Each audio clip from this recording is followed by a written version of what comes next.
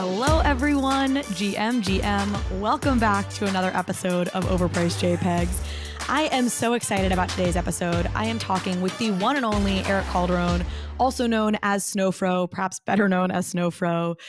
I mean, Erick Snowfro, he is a CryptoPunk and crypto OG. You own CryptoPunks with every trait, I believe, except correct. A little bit of a question mark around the alien one. It's a fractional ownership.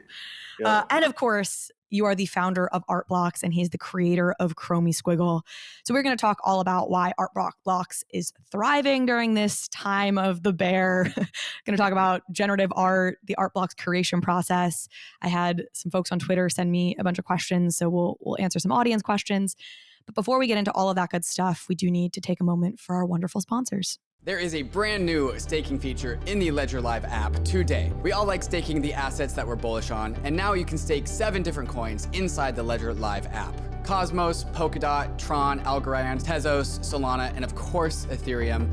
With Ledger Live, you can take money from your bank account, buy your most bullish crypto asset, and stake that asset to its network, all inside the Ledger Live app. Through a partnership with Figment, Ledger also lets you choose which validator you want to stake your assets with. And Ledger is running its own validating nodes, offering a convenient way to participate in network validation, and it even comes with slashing insurance. Ledger Live is truly becoming the battle station for the bankless world, so go download Ledger Live. If you have a Ledger already, you probably already have it, and get started securely staking your crypto assets.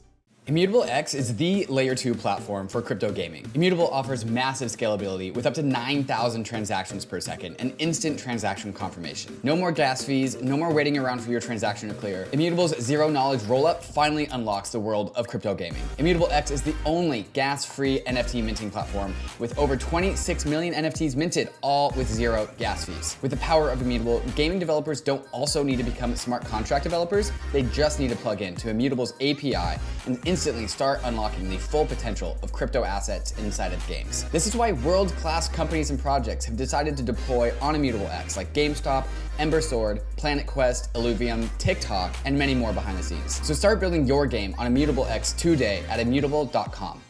Okay, Erick, hello. Should I call you Erick or Snowfro? What's your preference? You know, Erick is 40 years of my life, so I guess Erick's probably okay. more normal. It's only digitally. People do call me Snowfro all the time, and I'm used to it at this point. I mean, Zeneca 33, whose name is Roy, I like exclusively call Zeneca. And I see other people call him Roy sometimes, and I'm like, what? No, that's Zeneca. So our digital identities are our real identities at this point. They are. It's frightening, yeah. Yeah, it's scary and fun.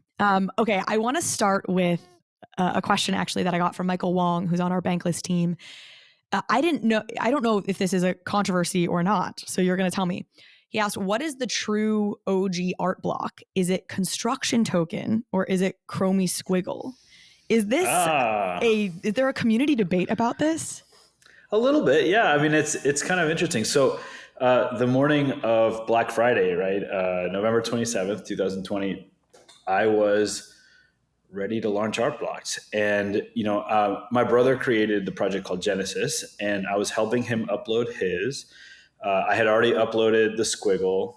I literally deployed the smart contract not too long before Art Blocks launched because I'd been working on testnet. I screwed up the upload for the smart contract like 2 or 3 times before that. I was up literally all night. And I just remember, I said, okay, 10 o'clock, it's open. And I told people on Twitter that, and I never really felt a lot of pressure. I mean, I felt like I told like 3 people that because I think there was 3 people that might have cared. But I specifically remember Jason, which is a very active member of the CryptoPunks community, telling him 10 o'clock, my time, whatever that was, his time. And so yeah, 10 o'clock rolls around. I'm kind of scrambling, uploading my brother's script. And Jeff minted his construction token. And so it was actually the very first mint on Art Blocks. I mean, at this point I had minted hundreds of Squiggles on testnet, hundreds of everything else. So I just didn't even think about like what order things would be minted in. And so, he minted construction token. And then I got my brother's script up and running. And then I was like, okay, cool. I'm going to go mint a Chromie Squiggle. So I minted a couple Chromie Squiggles. Somebody minted one of my brother's first. So like the only time that an art block drop, the artist did not mint number 0 is my brother's, which is totally my fault. Although I was, also uploading his code for him and trying to, I think he was still kind of in disbelief that it was happening or that anything was going to happen on day one. So he was like, yeah, sure. Just upload my code. Go for it. And yeah, so Jeff's construction token is token number, I think it's token number 2 million, because we add 1 million for every new project. I think was the very first token minted on our blocks. So the true OG, you heard it here, I don't know if it's first, but is Construction Token by Jeff Davis.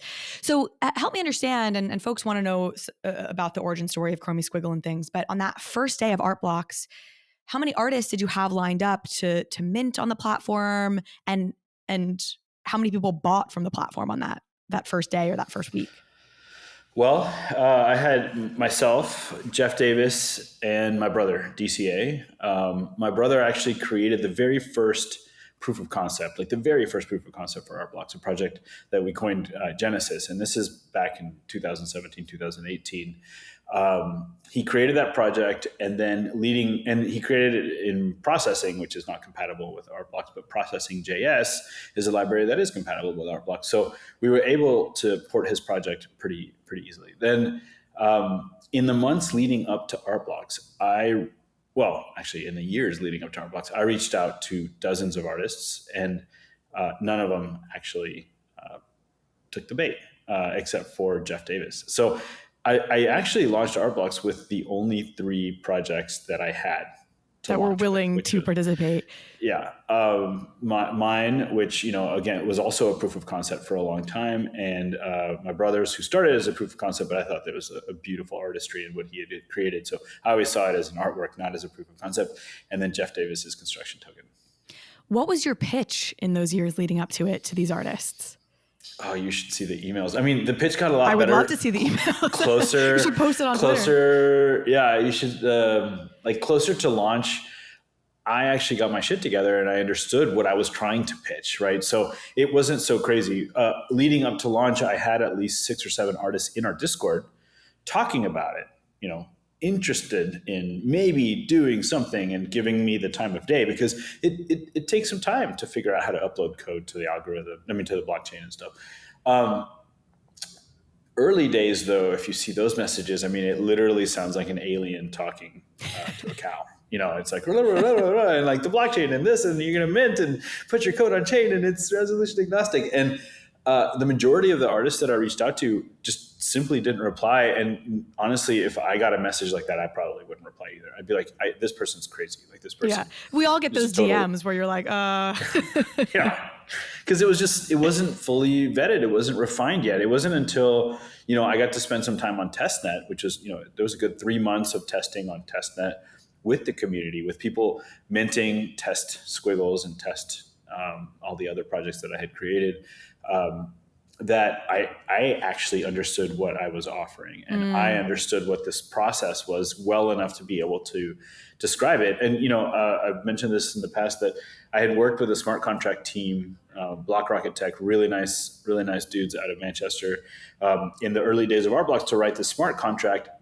And at one point I kind of gave up because I was like, I didn't feel like I could even communicate to them what I was trying to do. No matter how hard, no matter how much excitement I had behind what I was trying to do at Art Blocks, I actually gave up working on the project just because I could not effectively communicate my vision.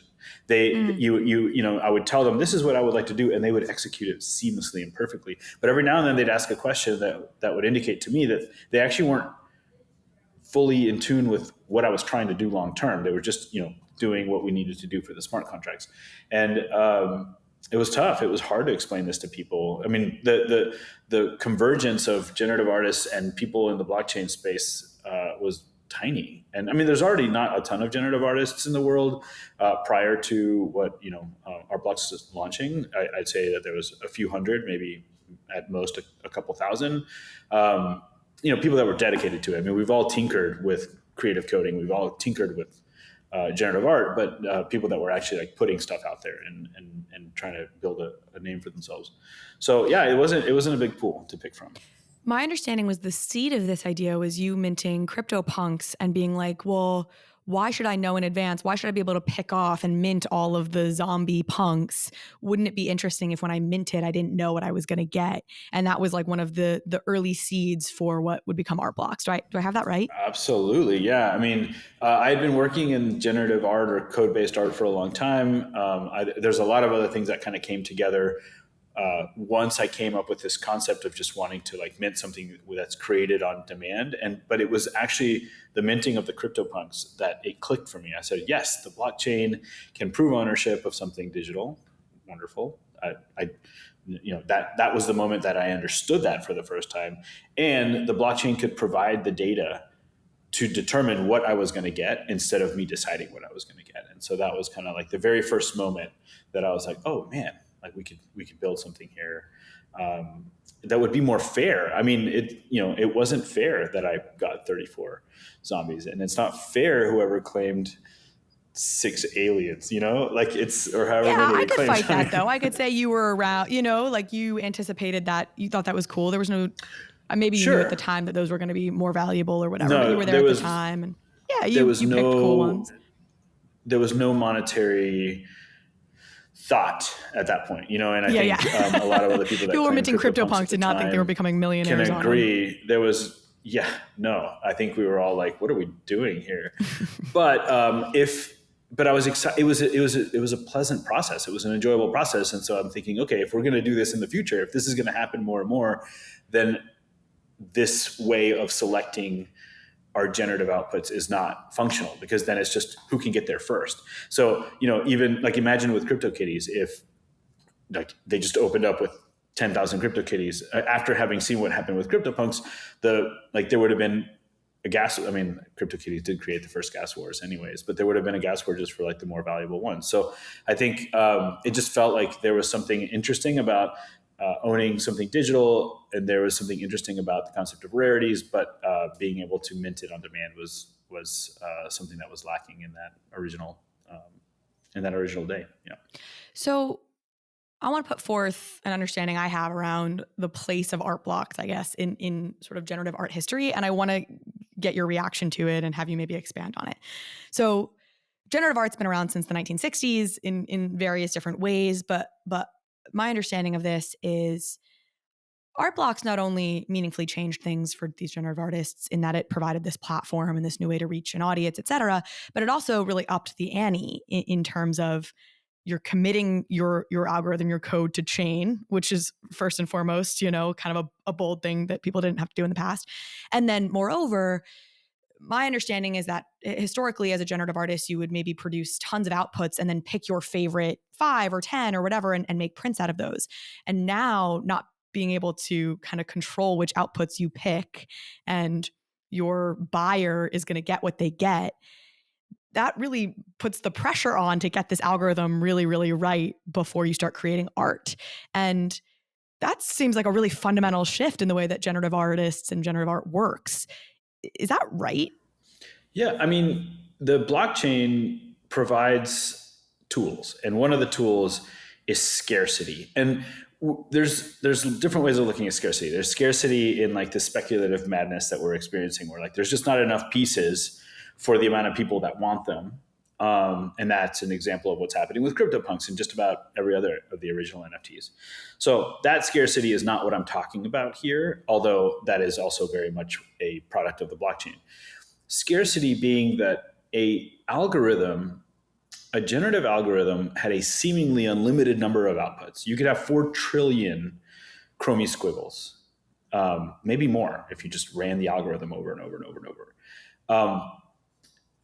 Humans, I think, need a cap, need to understand, okay, yeah, there's millions of these, but this is the body of work. And so what Art Blocks is doing is it's making an artist sign off on not only the work that's going to come out of that body of work in advance, craft their algorithm to like make it perfect, but sign off on the result as the body of work. And generative art never really had a great guideline or structure for that to happen.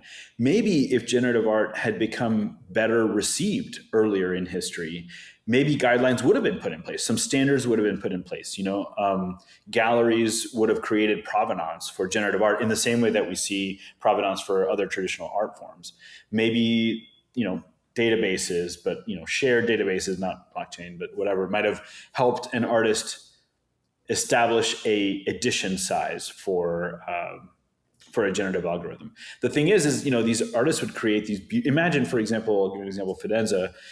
Fidenza is an algorithm that, let's say, in the most effective way, Tyler Hobbs in 2010, if he had recognition for Fidenza as an algorithm and was going to generate individual outputs, print them, because back then really that was kind of the way to appreciate them. I mean, there was some digital appreciation, but it wasn't really the same thing. Then present them to a gallery, have the gallery show them, then put them through an invoice process to then eventually end up in someone's house where someone's going to come and hang them. Having 1,000 outputs, it not only was it contrary to the standard gallery model of scarcity. It's like, oh my God, edition size of, well, his is 999. Editions of 999, that's crazy. But also the amount of work that was necessary to go into that. So the algorithm is absolutely capable of creating 999, and I'd say in this case a little bit more even, compelling editions. But due to just like the standard of art and making art, maybe it would have only had 5 or 10 or 15 or 20 or 100 even, just from like the pure work and effort that's required to put art out into the world prior to this. So yeah, you've created a cap in a system with low friction so people can acquire the artworks at scale, giving an algorithm like Fidenza, like Ringers, the ability to produce a nice, huge edition size. And I think 1,000 is a huge edition size. I think art blocks kind of got wrapped up into some PTSD for a while there, and then everything had an edition size of 1,000. Not everything should have an edition size of 1,000. We're very cognizant of that. I think a lot of artists are cognizant of that, and we're seeing that change now dramatically. But there are some algorithms that can handle that, and that's a perfect example of an algorithm that could handle a huge edition size. So it's not that, Fidenza could have been created in the year 2000, the year 2010, and it could have had incredible success as an artwork in those times. But would the collector, would the audience have ever had the ability or the luxury of being able to experience 100 Fidenzas on the same screen, or scrolling down, or being able to filter and say, ooh, look at these spiral Fidenzas? Like, Tyler Hobbs, if he wanted to display a spiral Fidenza, he would have had to generate a spiral Fidenza deliberately, not let the algorithm just kind of create those to then give these users the surprise and the delight of scrolling down through all the mints and being like, ooh, look at that one. That one's a spiral. Ooh, look at that one. That one's like monocolor.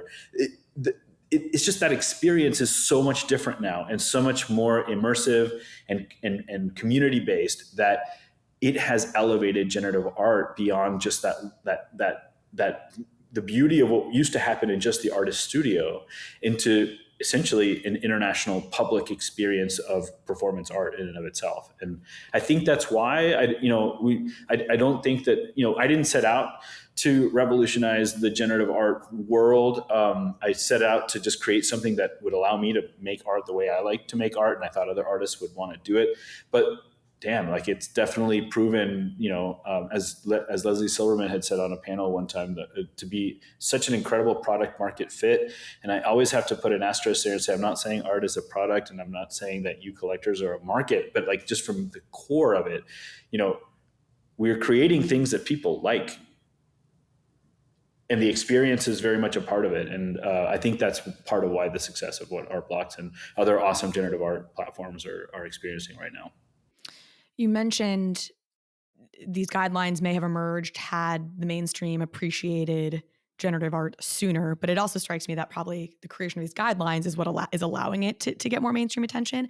Curious, from your vantage point, are you seeing the traditional art collector world start to understand and appreciate generative art in a new way, or do you think there are still long strides to go on that?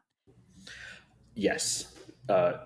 Easy yes. And Yes, we have long strides to go, but it's becoming so much easier now that the market has cooled down. Although, unfortunately, I mean, I don't say unfortunately, like I want people to make money. I'm happy for people to make money, but unfortunately things are heating up again. So I feel like we're going to take another step back. It's detrimental to mainstream adoption when you have 95% of the world looking in and seeing some of these dollar values that are happening around this artwork, right? So because it leaves a weird taste. I would say initially it was a bad taste in people's mouth. Now it's just a weird taste. It's kind of like, I don't get it. I don't understand it. How do I get involved? Like, how do I not get scammed? There's so many questions that the outside world, the more hectic it is, the more noisy it is, the harder it is for them to understand it.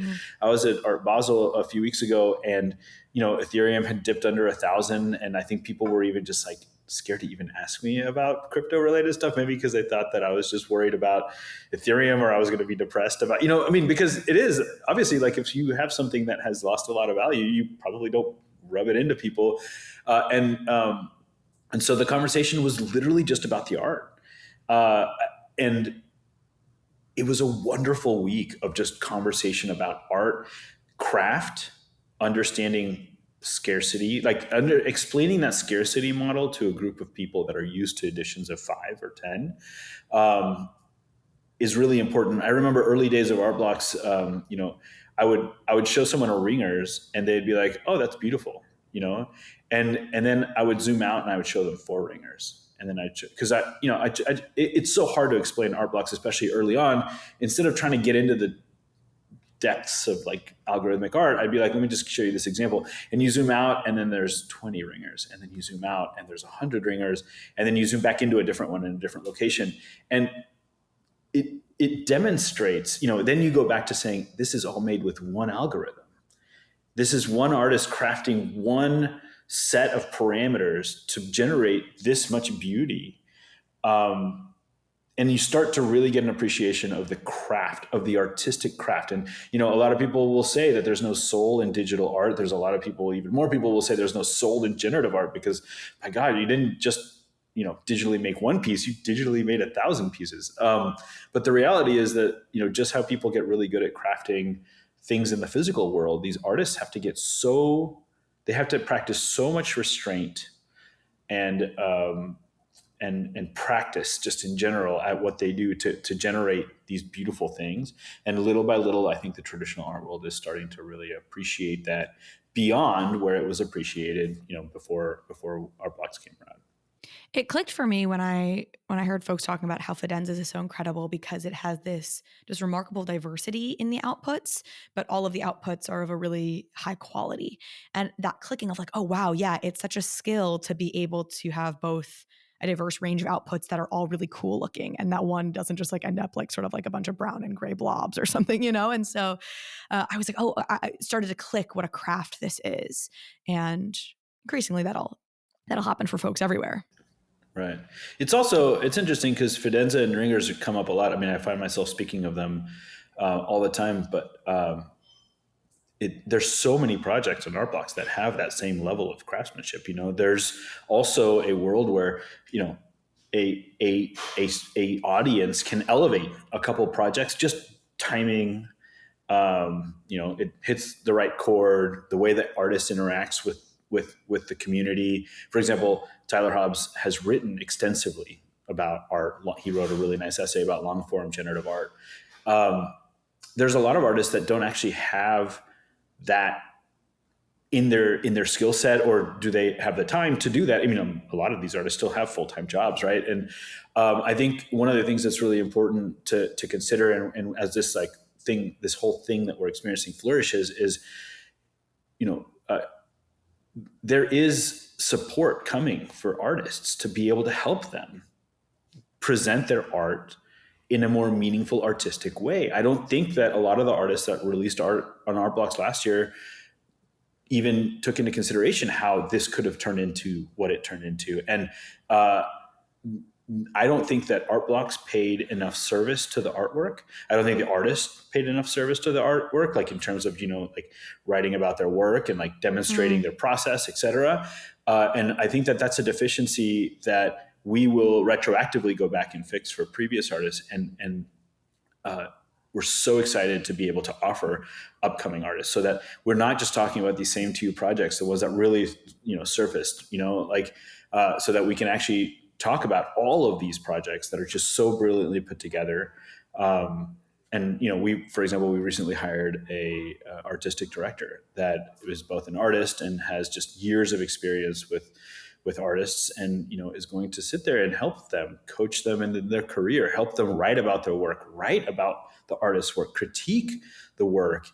That is a very important role that we have at Art Blocks that we consider to be a huge value add for these artists that are entering a space that is just now, in the long scheme of things, getting recognition. And so, we'll see more and more of these projects kind of get that recognition that they have deserve. That education and explanations to really demonstrate what. That's fantastic.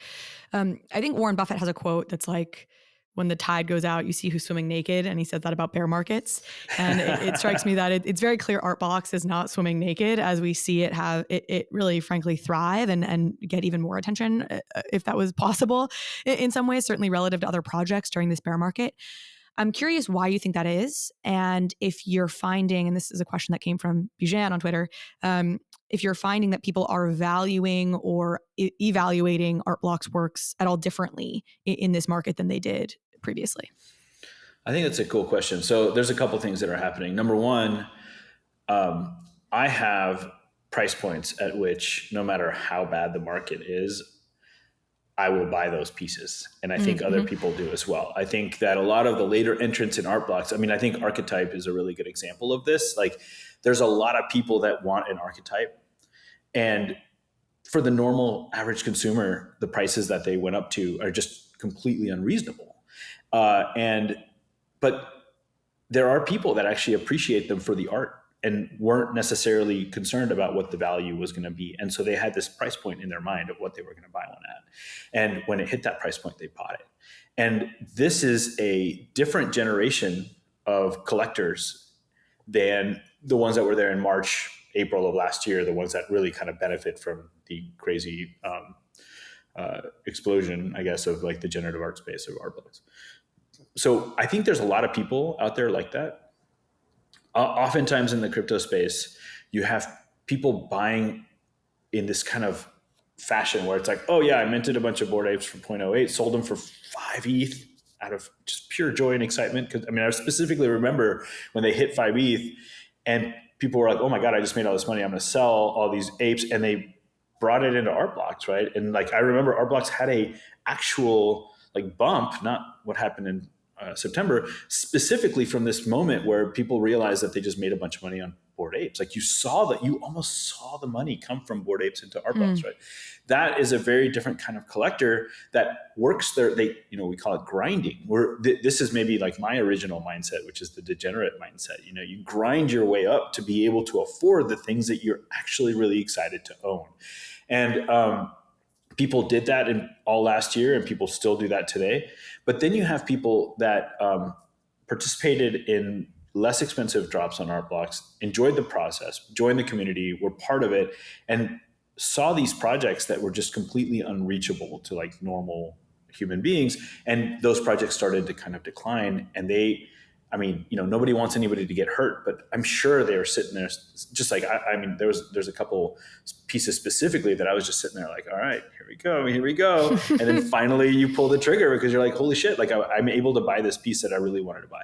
So I think that is part of the sustainability of this where, and I'm sure the same thing happens for PFPs, right? So I don't know why necessarily Art Blocks is, experiencing a different situation than the PFP market specifically. But the other side of this, which is something really special too, it's like, if I had a exit survey of Art Blocks in September and said like, on a scale of 1 to 10, how likely are you to recommend Art Blocks to a friend? My answer would be 0. Right? Like, no, I'm not going to tell a friend of mine to go take $12,000 out of their savings account to buy a piece on Art Blocks tomorrow. Like, it felt frothy. It felt unreasonable to me, et cetera.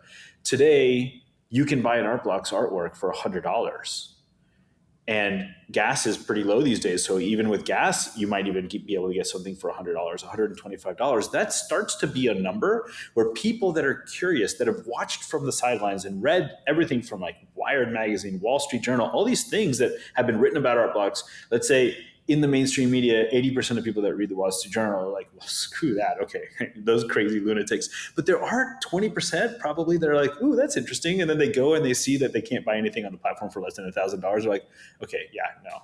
There are people that have been waiting to participate in this space, and they haven't been able to. And so, back to that scale, like on a scale of 1 to 10, how likely am I to recommend art blocks to my friends? Absolutely a 10. When you can go buy something for $100 and you can participate in the creation of the artwork with the artist and the community, having conversations about it. It is just a completely different world right now. And it's allowing new people to enter the art blocks ecosystem. Nobody was allowed to enter for months unless you were a huge VC firm or a huge collector. It was like the most gate-kept thing by pure froth. And now that's changing. And so we have new entrants. And what people kind of need to understand is the more new people, the more conversation and the more excitement and the more movement. And so that tends to kind of heat the market up again. And so, it's just this cycle. Yeah. So the pendulum is now, we had a little period where it was more accessible, and the pendulum now seems like it's probably swinging back into price points that are getting increasingly difficult for new folks to come into. Is that fair? The nice thing is, for now at least, the price of Ethereum is still reasonable. So yes, I would tell a friend. I mean, it's interesting with Squiggles. I had this number in my head that I said, if it hits this, I have a bunch of friends that are like, man, I really want to get in on, I want to have a Squiggle. I want to have an NFT. I want to get involved.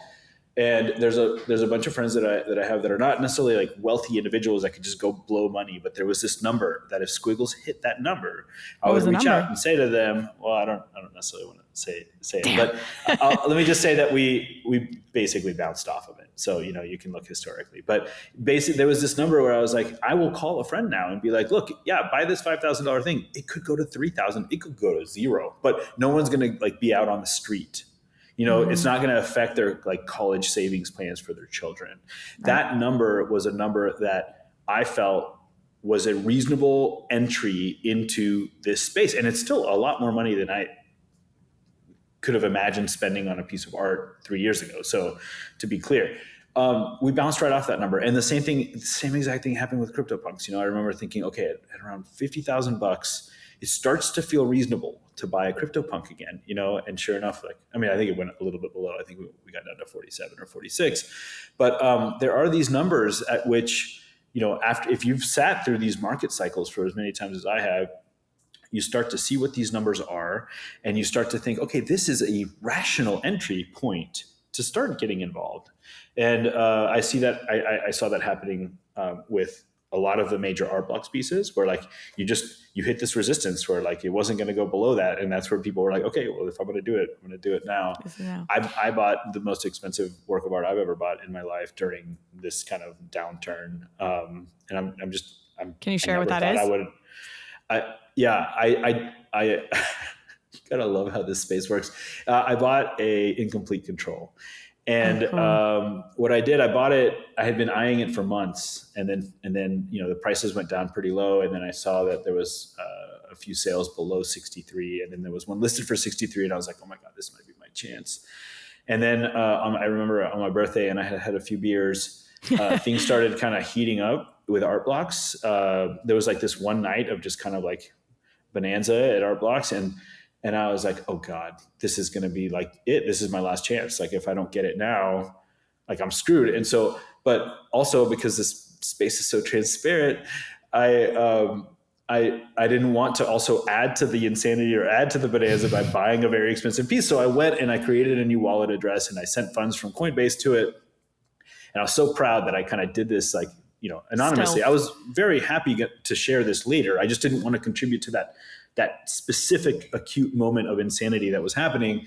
And then I remember getting on Block Talk and seeing people be like, "Oh my God, we have a new collector," and I'm like, "No, like I'm not trying to like, it just felt like it was kind of counterproductive situation.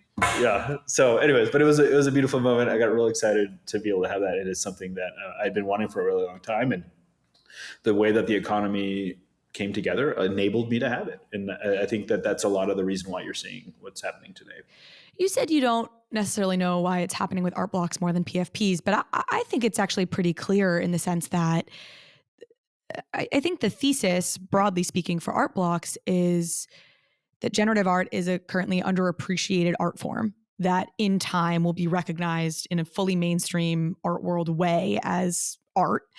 And we have analogs for fine art going for hundreds of thousands, millions of dollars in the world in a way that PFPs, the expectation is not necessarily that they're fine art. It's the community thing. It's the utility thing. And there aren't good analogs in the Web 2 world for like, how do you really justify $200,000 to be in like a club, Sure. And so I think that's, again, the tide goes out and you see where people's conviction really lie. And I share the sentiment. I think it makes sense to me that generative art will only continue to grow in the future. Yeah. Now the question is which artists will grow, and maybe it'll be all of them, and maybe it'll be a select few. And I think art for the sake of art itself is part of the reason, right? Like we've fought so hard to just make people buy stuff that they like, and if they want to speculate, that's fine. But like that, we don't want to support that being the reason you buy the art. We want to support the reason you buy the art because of the art. And I think that the reason that I'm surprised that it hasn't happened in the PFPs is more kind of that analogy that I said, like, people waiting for that low entry point.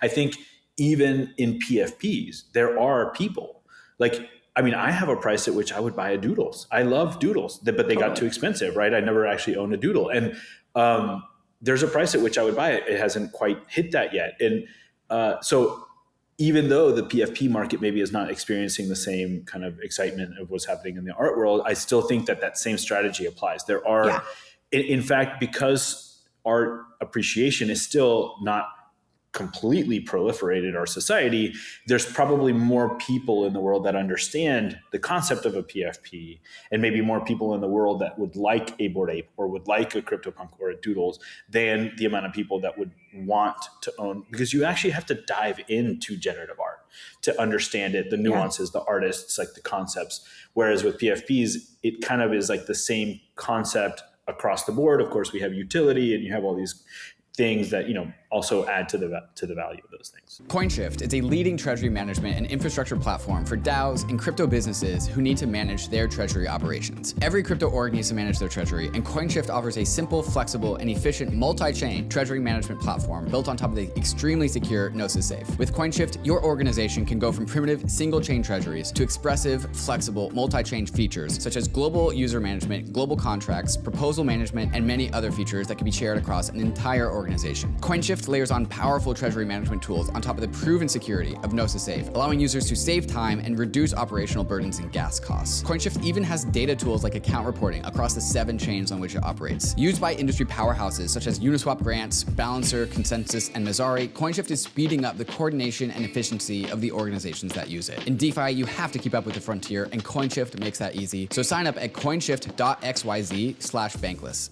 MetaMask is the leading Web3 wallet to get you access to everything you need in Web3. If you're just getting started on your NFT journey, you need MetaMask. And if you need to fund your MetaMask account in order to buy that NFT that you've been eyeing, well, now you can do that directly through MetaMask. Just click the blue buy button on the home screen.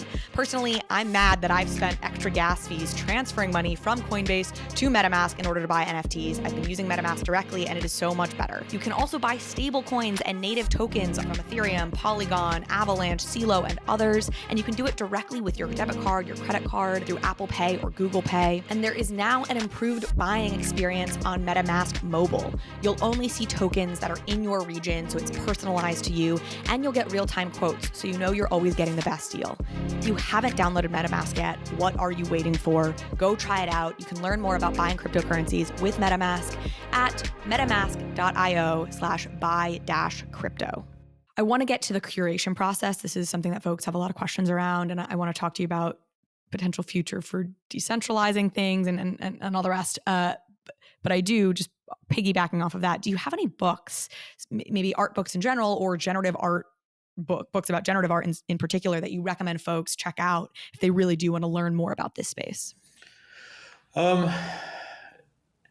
Yes, I don't get to read very often, so I listen to books, and so a lot of like generative art books don't really make sense by listening to them because they show a lot of pictures. But there's there's plenty of books, and I can put together a list for you guys. But there's one kind of outdated book that it completely blew my mind. Maybe like six months into getting into art blocks, which is called the $12 million Stuffed Shark.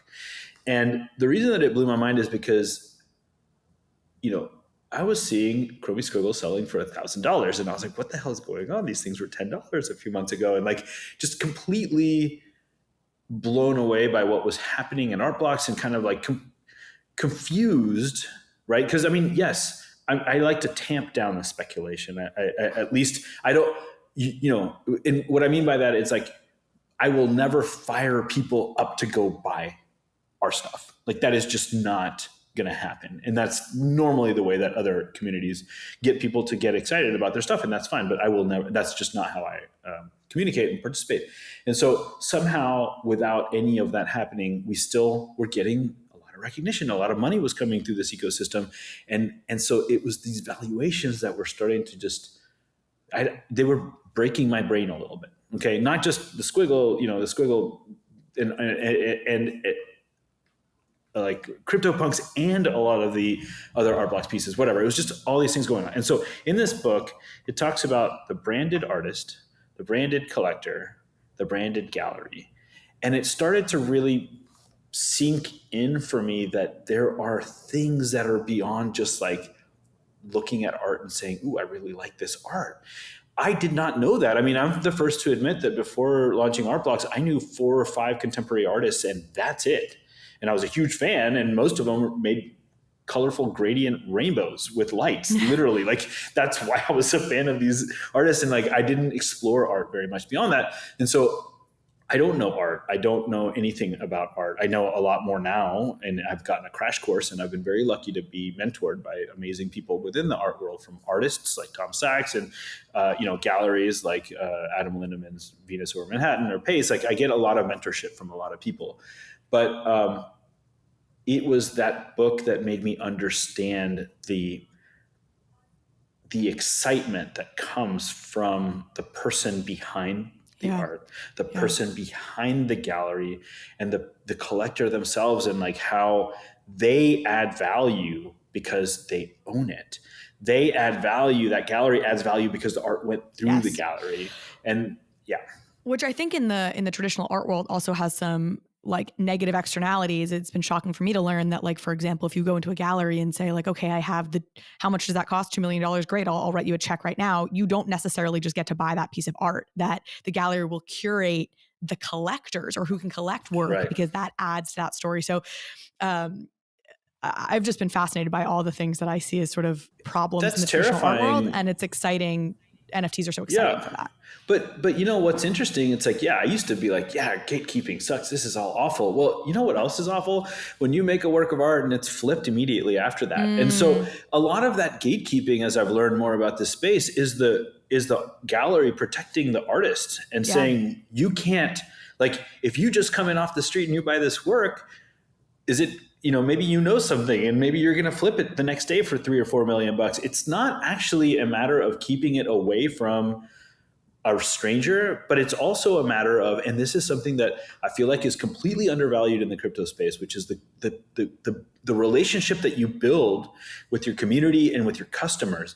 And so it's like, it's pretty straightforward. If I'll give you an example. Larva Labs got in a lot of trouble or got yelled at because they gave the Autoglyph 0 or like the initial Autoglyph project to Proof Collective owners and not to Autoglyph owners, right?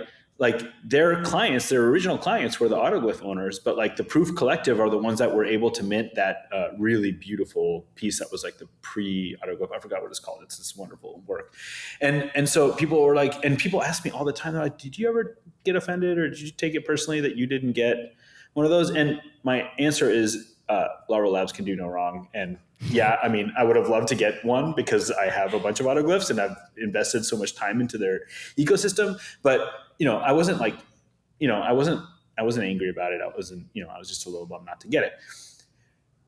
You build a community by rewarding your community. And so an art gallery has a group of collectors that have over time bought from them, supported the gallery. And it's usually when you hear about that, gatekeeping, it's not somebody off the street isn't allowed to buy it, is that there are dozens or hundreds of people that have supported that gallery that want to buy it first.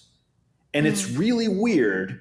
Imagine you, the collector of that gallery, now extrapolated to you, the collector of art blocks as a, let's say, gallery.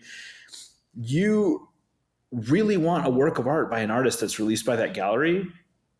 You've bought stuff from that gallery forever, and some random person off the street is allowed to buy that piece of art. Yeah, gatekeeping sucks, but it's also like relationship building and business building. And so it really has kind of opened my eyes to that. Cause I mean, I was really against gatekeeping too. And now I'm starting to realize that like, if I do a PFP drop, let's say, or like not PFP drop, but another really big drop, and I don't give Chromie Squiggle holders like some kind of privilege or access in advance of that, I feel like it would be a huge disservice. And there is nothing shy of gatekeeping there. Like there's nothing shy of gatekeeping there. Right? The difference is that the art market world like started long ago enough that we just feel like we can't get into it anymore, whereas we're at the forefront of this one. So we're getting into the gates earlier. Yeah. I mean, there's 2,700 Squiggle holders. If I did a drop of 1,000, there's no way that the outside, I mean, assuming it was good, who knows what I would come up with, right? It might be total trash. But let's say it was good, and I allow listed 2,700 Squiggle holders to get that 1,000 mint drop. There's no way that anybody from the outside world would get one. Would get in, yeah. Period. And that is gatekeeping. So yeah, sorry. I think I think it's such a great point, and I love maybe perspectives that feel a little contrarian, and you're absolutely right. And this actually dovetails us well into curation, because I've heard rumbles or people have said, oh, will you ever decentralize the curation process of art blocks? And my feeling on that is kind of like, I don't know that I want that. Like I trust y'all. Like I shouldn't be able to buy a token and have a say on what's in art blocks curated, because I know jack shit about what makes good generative art. And so, but I know this is a part of the conversation. So talk to us a little bit about the curation process, and then how you've thought about maybe decentralizing or launching a token someday. Yeah, the decentralized curation process, I think, is a really beautiful idea. I think, I think of Block Talk every day, 10 times a day. I haven't been on Discord in over a month. I have reasons for that. I mean, it's just incredibly distracting. I travel and I literally just can't get through my emails. So I owe the Discord community an apology for not being in there. But I also think that hopefully they see that like, my time is going to things that are making their experience at Art Blocks better. But anyways, that's just a little aside. But, I think of Block Talk all the time. Block Talk is this really crazy little corner of the internet where people are very open and honest about their reactions. And I think that the artistic collecting maturity level of Block Talk has quite exploded since the inception of Block Talk, right? So what I'm about to say does not apply to Block Talk today. But imagine, June of last year, and we say, okay, community, you get to curate what's going on Art Blocks. And but then people are just starting to understand curation and understand it would have been PFP after PFP after PFP that is curated on Art Blocks. Like, there's no way around it. Like, that is what was sensational at the time. That is what was kind of coming around at the time. And we have, we get a lot of PFP type submissions at Art Blocks, and they're awesome. I love them. But we are focused on creating art, and there's a lot of art missing in the PFP. That doesn't mean that that there's no way that a PFP can be a work of art, by the way. But there's a lot missing there, right? And so I kind of joke about the fact that like there was a time in Art Blocks history where if we would have handed off curation to the community, what would have actually been curated could have been a series of PFPs. It might even have just been like 3 PFPs out of 20 projects, but that doesn't feel like art for the sake of art itself, right? Today, that's very different. I think that the people that actually participate in Block Talk would probably be incredible curators. And for that reason, we're starting to integrate community curation into our curation process. So we're going to have a rotating board of community curators that are going to come in for periods of time and contribute to the curation process just as much as everybody else, because they are just as valuable as everybody else. Now, does someone in Block Talk have a degree in art history? If they do, and they speak about art in a way that is educated and eloquent, they're considered in a different way in the process of selecting the curation members, right? We are trying to build a balanced, diverse board of curators. Our community is getting more and more diverse, but it's still a bunch of dudes for the most part. We cannot have just a bunch of dudes on the curation board. That is not an appropriate way to fairly and in a balanced way select art.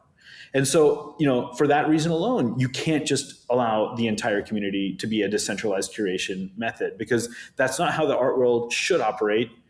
It might operate that way, I don't know, but that's not how it should operate. We should make huge strides whenever possible towards inclusivity, diversity, and that is not something that you get from a decentralized curation board. And it just isn't. And I'd like for someone to kind of prove me wrong on that, but I think we're far away from. So ladies, that. You hear this? If you've got for the women listening who, have an art background, what's the process here? What should they do to throw their name in the ring to be either rotated or in some capacity on a curation board for Art Blocks? Well, so we just went through a very, very strenuous process of revolutionizing our curation process, right? So what we've done is we have a charter, which we didn't have before, that has rules. And those rules are, if you don't vote within this amount of time, you're out. If there's rules about not buying art in advance, or, making sure that it doesn't feel like you have any kind of insider advantage trading here. Yeah. Although we haven't really experienced that with the curation board, but just, we're looking around corners here as much as possible. We have expanded it and made sure that it's an even more diverse curation board, because even though we did have,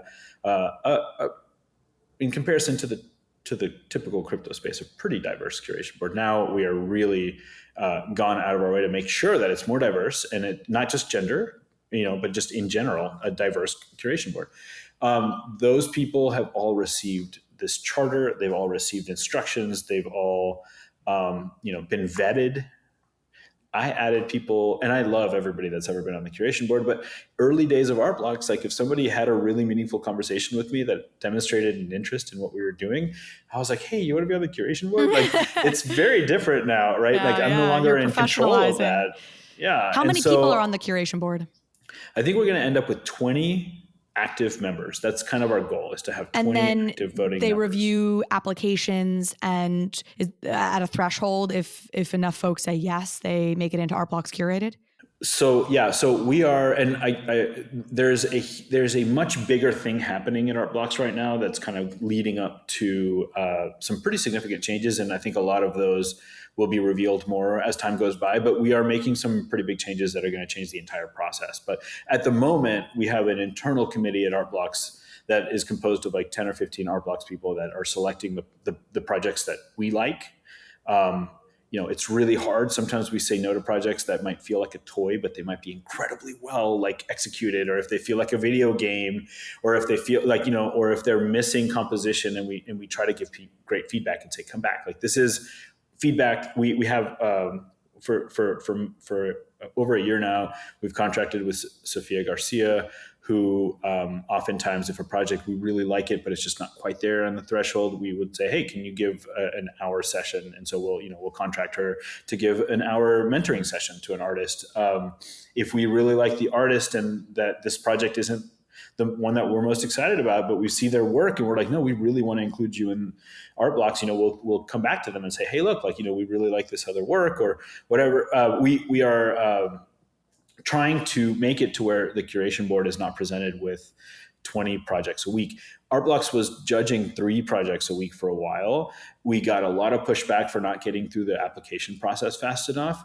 Now we're blowing through the application process, right? So now, like the application list, now we're at least 100 projects a month, if not more, which maybe doesn't sound like a lot, but we give attention and time to every single project, and I wish people kind of understood that a little bit more. Like every single project that applies goes onto a spreadsheet, which indicates their previous experience as an artist, that, you know, shows their previous work, shows what they're working on, gives them a place to make an artist statement.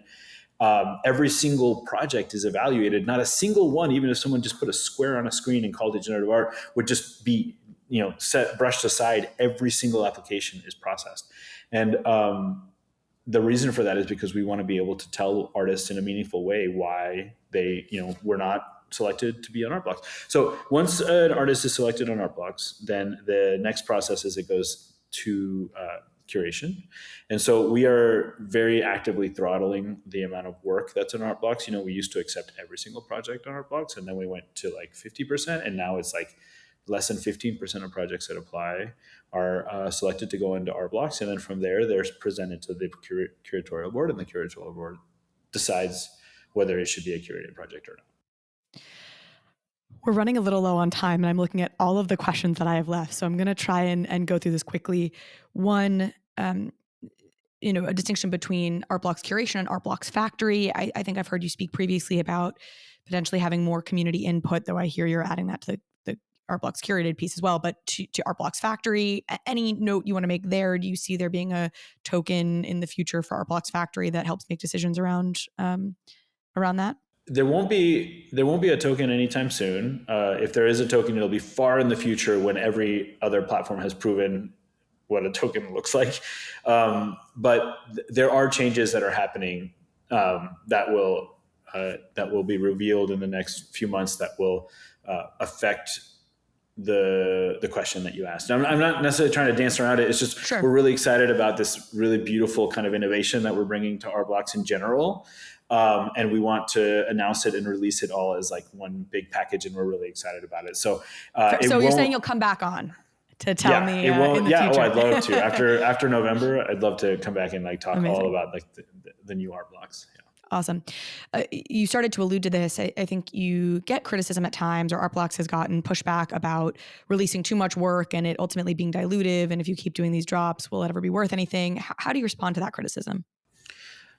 You know, originally when we were allowing any artist to put anything on the platform, the criticism felt different. My goal was to be an open platform. That was the original intention of Art Blocks. That was the entirety, was to let anybody that knew how to code put their art on chain in this way. And it was really, really hard for me to come to grips with the fact But then you read the $12 million shark and you were like, we need to be branded. Actually, it was even well beyond that I ever kind of came around to like starting to be a little bit more restrictive. What actually happened is that we started realizing that we were literally hosting some of the best generative art in the world, if not the best generative art in the world. And, you know, artists hinted in some cases, in other words, were very direct at like, you know, how potentially there is a disservice to the really fantastic like art that people have grinded on for years to make an artwork, an algorithm, compared to the one that you can tell that somebody just kind of whipped up potentially during September, October, because they realized that there was a lot of money to be made. There's a huge discrepancy between the quality and caliber of the art on the platform. And so we realized that we were spending 80% of our time as a team, maybe not 80, let's say to be less severe, 60% of our time, the entire team was spending on what we call the factory, which is just like allowing anybody to put art on the platform. And 40% of the time was being spent on what curated Playground, the projects that we actually felt like were so, you know, we're elevating, raising the bar of generative art. And we are limited in resources, just like everybody else in this space. And we're like, okay, well, are we going to keep growing our team to support, you know, and to be clear, some of the factory projects are my favorite projects. So I'm not blanket statement over the factory. It's just that's the pool where everything ended up.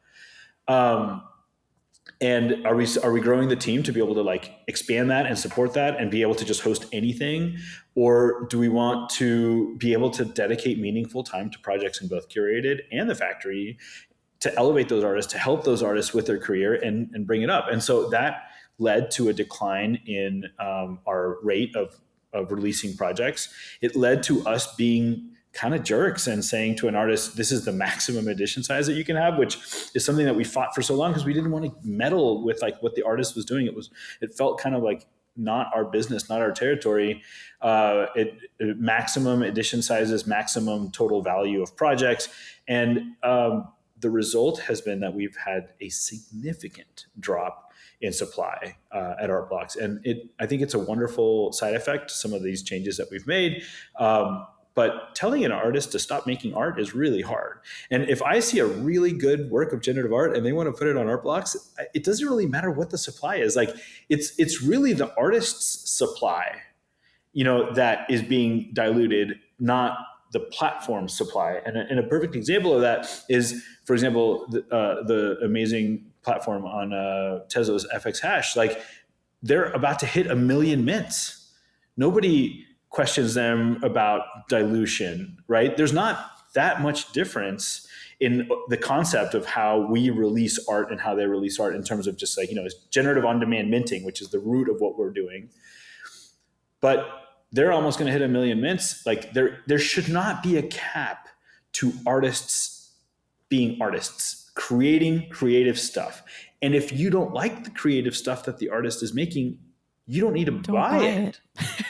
And so follow the artists that you love. Now, as we've become more of a curated platform, as we've become more of a gallery than a platform, which, I struggle with, but it's a thing of the past now. This is what we are at this point, being selective.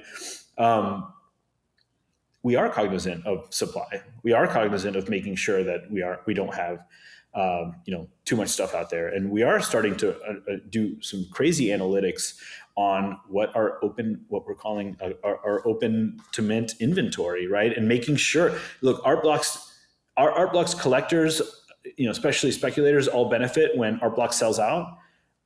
Mentally, we don't benefit when Art Blocks sells out. That's what starts that trajectory again, where like you can't buy stuff for cheap or for reasonable prices anymore. So we want to make sure that we never get to that point where Art Blocks totally is sold out.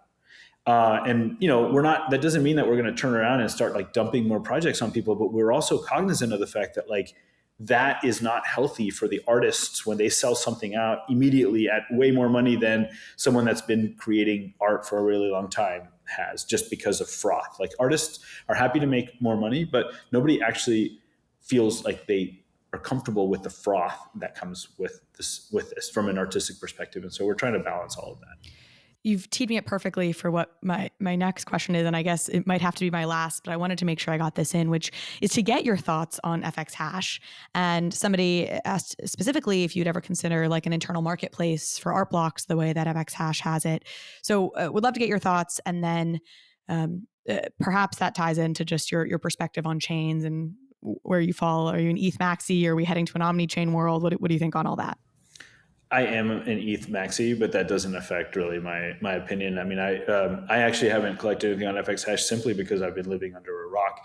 I remember one of our artists actually like dragged me to Tezos kicking and screaming just because they created an artwork for me specifically. Shiv Builder created this like homage to Art Blocks called the Blocks of Art, which then turned into an Art Blocks project. And I was like, okay, I guess I'll get a Tezos wallet. But like my life is not such that gives me the luxury to browse through the incredible amount of projects that are on fxhash and follow more artists than I'm already following. It's just like I don't even get to go on Discord. It would be really weird if I was sitting there minting on fxhash, but like not coming in and addressing my community in Discord, right? So, but the reality is, I think that fxhash is an incredible platform, and I think we both start from the same root, which is on-demand generative minting, which I think is something that we have found, the community, the world has found to be like an interesting concept and something that we're all really excited about.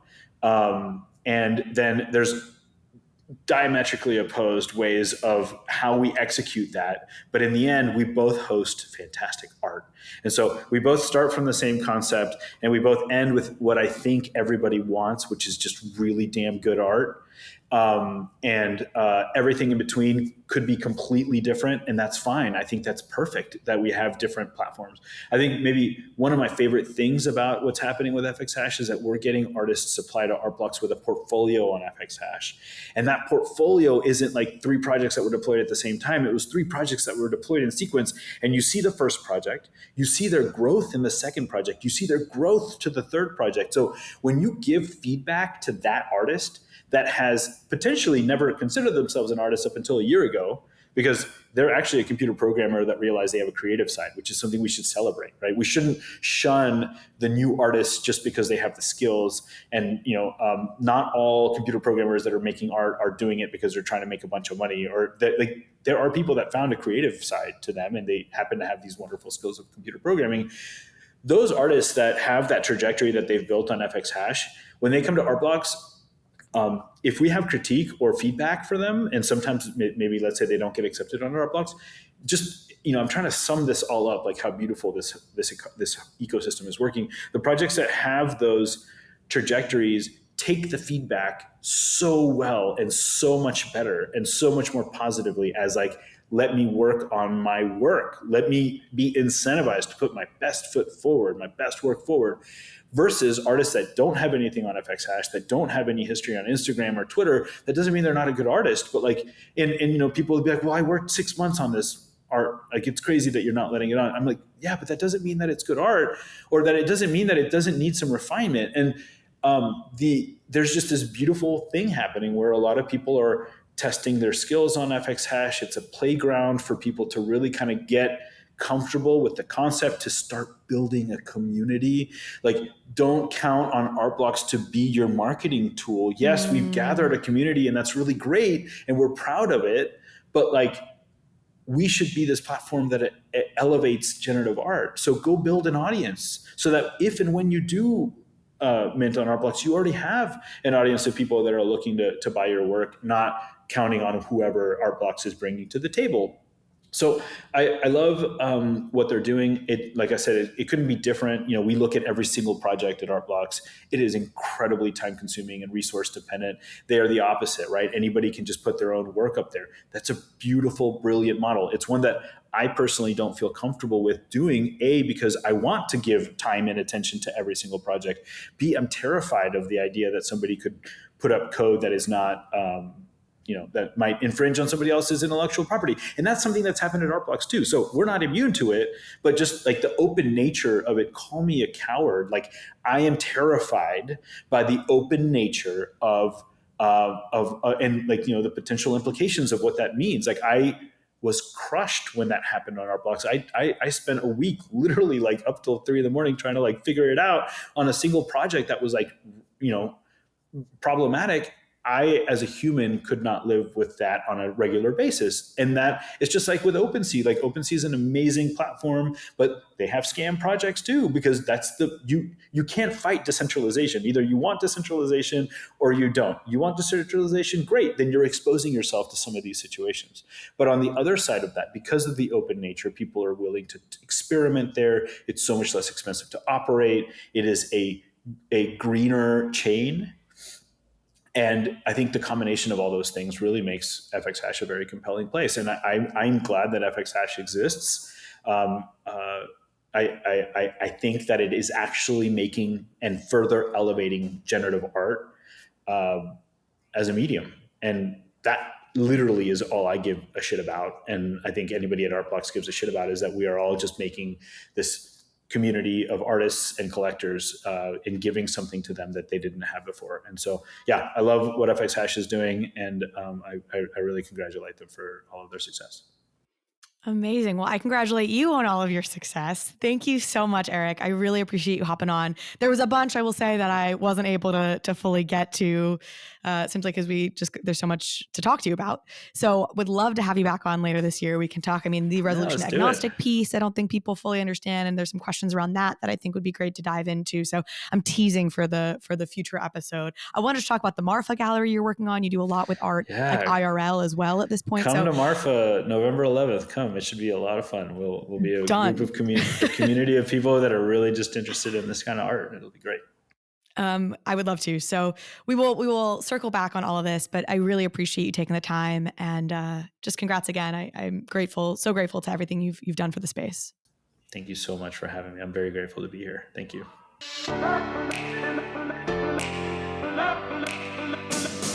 Thank you so much for watching this episode of Overpriced JPEGs. If you liked this conversation, if you liked this episode, please go ahead and hit subscribe. It helps me out, it helps the show out, and it means you will get alerts and updates when we post new content. Thanks again.